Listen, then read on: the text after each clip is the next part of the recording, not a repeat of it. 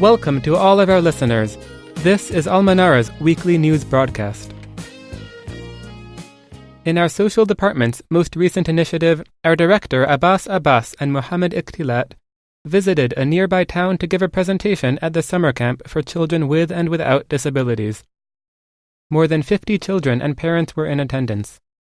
The presentation focused on the power of the terms we use to refer to people with disabilities.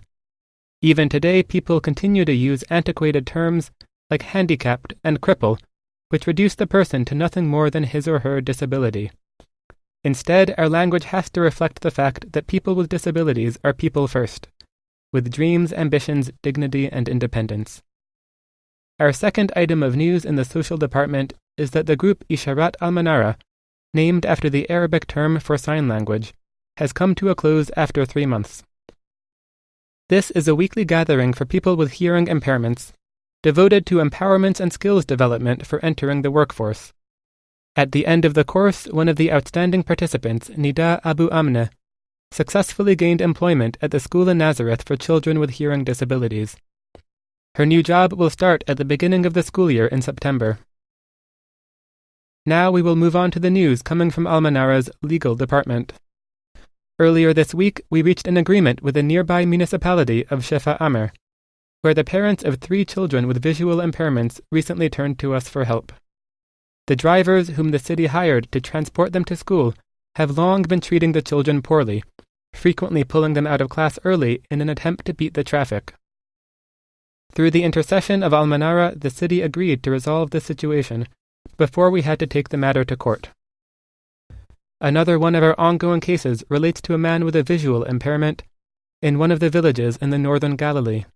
The local bus drivers have consistently refused to allow him onto the bus in the accompaniment of his seeing eye dog.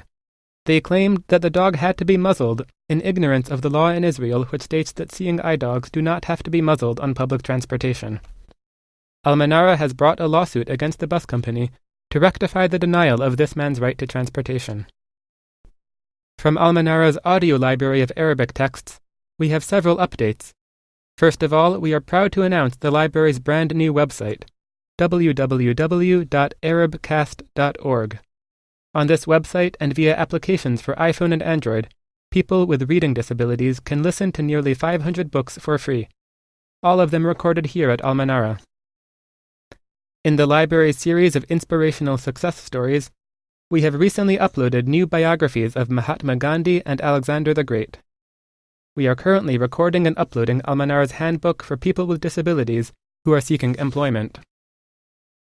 We conclude with a tragic piece of news, which is that the young man, Salim Abu Lail, an active participant in AlManarah's workshops for empowerment and skills development, suddenly passed away earlier this week. Salim was a dedicated and charismatic entrepreneur who succeeded against all odds in opening a restaurant in the neighboring city of Nazareth Elite. Salim, we will not forget you, and we will share the story of your struggle and your success with all who come through the door of AlManarah. With that, we have come to the end of the Weekly News Digest. Tune in next Wednesday to hear the latest developments at AlManarah. I wish to thank my colleague Mohammed, who produced this broadcast. Good evening to all of our listeners from Alan Elbaum in Nazareth.